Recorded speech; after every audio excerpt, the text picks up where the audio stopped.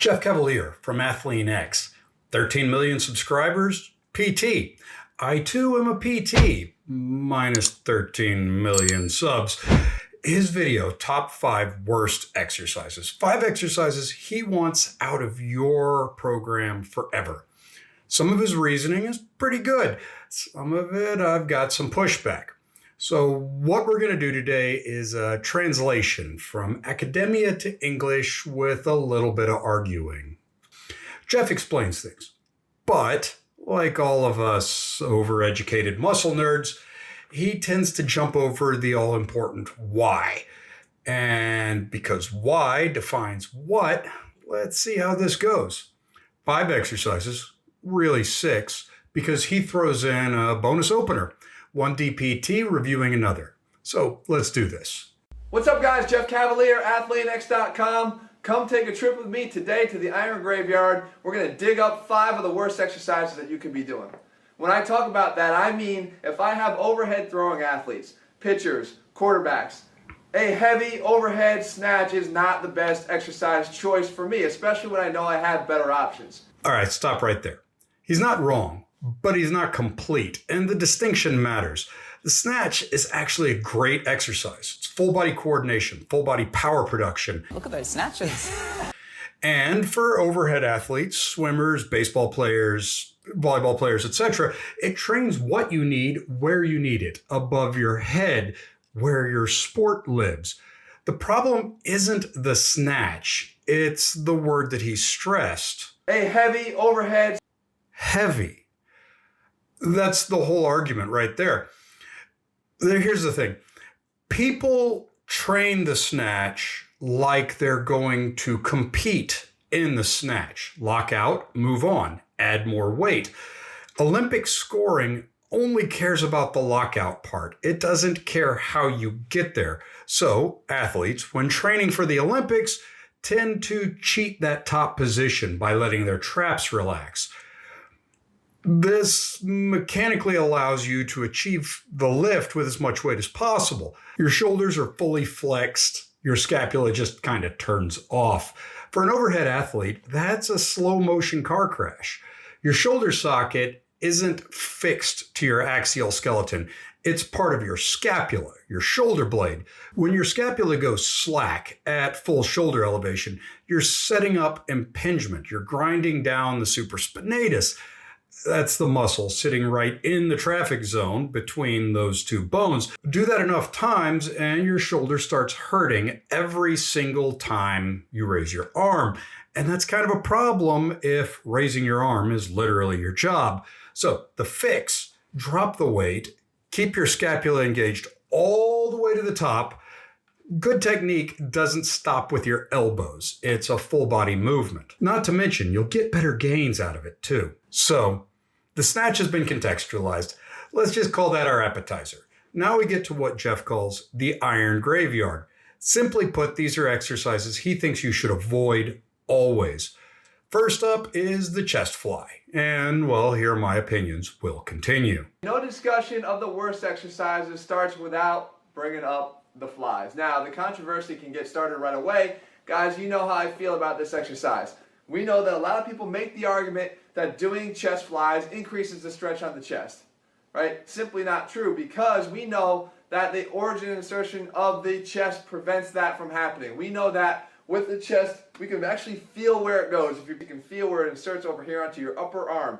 Basically, when we're here or we're here, once we get to the bottom of what will be a bench press, this is the maximum amount we get on the stretch we get on the chest. So if we open our arm up even further, that doesn't do anything. It doesn't add any extra stretch. There's no more excursion here of this muscle. Okay, so his concern is the lever arm. The further the weight is from your body, the more load on the pec. Technically, this is accurate. It's math. Torque is equal to radius times force. The greater the radius, the greater the force. But he's jumping over this. That's the point. When your muscle reaches end range under load, what we call passive insufficiency, you're maximizing the micro damage to the muscle fiber. That sounds like a bad thing, but it's not. That micro damage is the signal your body uses to rebuild bigger and stronger. It's literally the mechanism behind hypertrophy. Chest flies get your pec into a range the barbell simply cannot. The bar stops at your chest. That extra range is where your extra stimulus lives. Mechanically, your humerus is still moving through the same arc as with bench press. You're just getting more force and more range of motion with slightly less weight. Is there a risk? Yes, obviously. But there's always a risk with everything. A loose, heavy, ego-driven chest fly with zero control is a pec tear waiting to happen. But so is a barbell bench press, or even a machine press, if it's heavy and ego-driven, but a controlled chest fly, through full range of motion. That's not a graveyard exercise. That's one of your better pec builders, and it feels really good. So chest fly is conditionally cleared. Next, we have behind the neck shoulder press. Jeff and I agree on this one, but I think he left out the part that actually matters. Number 2 are behind the neck shoulder press. We all know that there are a lot of ways that we can push a bar up overhead. I'm telling you that there's a better way, especially when we're looking at the health of our shoulders and the risk to benefit ratio. We know that any way we can get that bar up overhead is going to overload those shoulders, but the plane that we're doing it in can make all the difference. So when we talk about a behind the neck shoulder press, my issue with this, guys, is that we're pushing in an abnormal plane of motion when we look at the orientation of our shoulders in the joint. The glenohumeral joint is our shoulder joint, the ball and socket. They will angle forward at a slight degree forward like this. So basically, if the ball and socket moves inside that, the natural plane of motion is to be slightly ahead of us, okay? Slightly out in this direction, that way. If we go straight out to the side, not only are we causing the rolling of the ball in the socket to be abnormal, but we're also causing an increase in the likelihood for impingement. The reason for that is right here, what I can show you. Basically, we have our ball and socket like this, okay? If we take the ball in there and we go to move it up in the correct plane, you can see that it rolls inside that socket with plenty of room to come all the way up to the top, okay? If we have our arm way out to the side over here, okay, it's going to be hard to show, but basically the arm's going to be going up this way. If we have it there, because the socket is rounded here, we start to hit the lateral portion of the socket right away, okay, as it goes up. That causes impingement. He covers this well. Impingement risk, cervical spine positioning, solid breakdown. I'm not here to disagree with that. But he glosses over the mechanism, and it ties directly back into what I was saying about the snatch. Look at those snatches. The shoulder socket is part of the shoulder blade. When you press anything overhead, the scapula has to rotate forward and upward to complete that range of motion. That's not an option, that's anatomy. If you don't do that, the acromion doesn't get out of the way of the humerus. Good overhead pressing means the scapula is moving, the core is braced, and the whole kinetic chain is working together. The behind the neck position puts you at a mechanical disadvantage for scapular rotation before you ever add any weight. The serratus, that I didn't mention earlier, is unable to engage effectively from that angle, removing one of the 3 prime movers for upward scapular rotation. So even if you do engage your upper and lower traps effectively, you can't get a full motion to clear the acromion from the head of the humerus. You're starting the movement in a compromised position and then loading it. That's the real problem. He's right to flag it. The why just goes deeper than because I said so. So 2 down. Now we've got upright rows. Next and up, I'm going to make this one fast rows. because the anatomy and Jeff make the argument for me. In depth in another He video. covered it pretty the well. The upright row is one of the worst exercises I feel you can do for your shoulders, especially again because we have so many better options and small tweaks can lead to big and positive changes. The problem I have with the upright row is the nature of the exercise itself puts us into an impingement position. Again, as a physical therapist, if you were to come into my clinic and I was going to test you for shoulder impingement, I would put your arms in this position. He says impingement.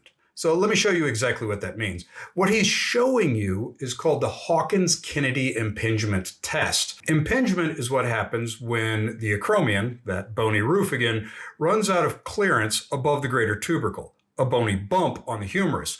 When that space collapses, everything in between gets compressed. Tendons, bursa, supraspinatus. Again, you are performing a clinical impingement stress test for reps with weight. Just right. Graveyard. On top of that, it just doesn't do its job well. We do upright rows to strengthen the upper traps. Most people don't need to train your upper traps at all because they get stronger automatically with so many other exercises. But if you do really want to target them, just do simple shrugs. They are a better exercise purely by not causing an impingement syndrome. 4 down, good mornings come next. This is where Jeff goes the most technical and also where I think he actually overcomplicates things a little. Good mornings. This might be an exercise that you think was already in the iron graveyard a long time ago because you don't see many people doing them anymore. The reason why, probably too many people have gotten hurt doing them that they've abandoned them. Here's the ironic thing about this exercise. I actually think it's a good exercise in terms of the movement pattern that it's requiring you to do. However, I find that so many people lack the thoracic extension necessary to do this exercise properly. As you can see, as I'm demonstrating here, I have a proper hip hinge which puts me in a safer position. It's not a hinge straight forward at the waist that could really compromise my low back. I'm actually allowing my hips to absorb most of that energy and do this thing properly. The problem is the thoracic extension is an absolute requirement here. He spends most of his time on thoracic extension, what some people call opening the chest, which is accurate. It's not wrong. But here's a faster version. A good morning is fundamentally an isometric exercise for your spinal extensors, the erector spinae, and an active exercise for your glutes and hamstrings. You're hinging at the hip under load, literally the same thing as a stiff leg deadlift. The erectors aren't moving, they're holding. That's their whole job in this movement. When that isometric contraction fails, when the erectors can't maintain extension, your lumbar spine picks up the slack. Your lumbar spine is designed to be a pillar, not a fishing pole. That's how you blow a disc. The thoracic discussion Jeff has is real, but it's downstream of the core issue. If your spinal erectors can't hold tension through full range of motion, the weight is too heavy. Full stop.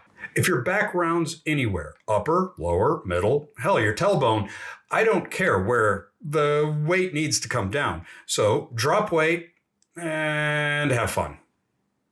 Lastly, number 5, leg extensions, or leg extinctions as I like to call them. Guys, these belong in the iron graveyard. There's so many better ways, there's so many more functional ways to strengthen our quads and legs than these guys.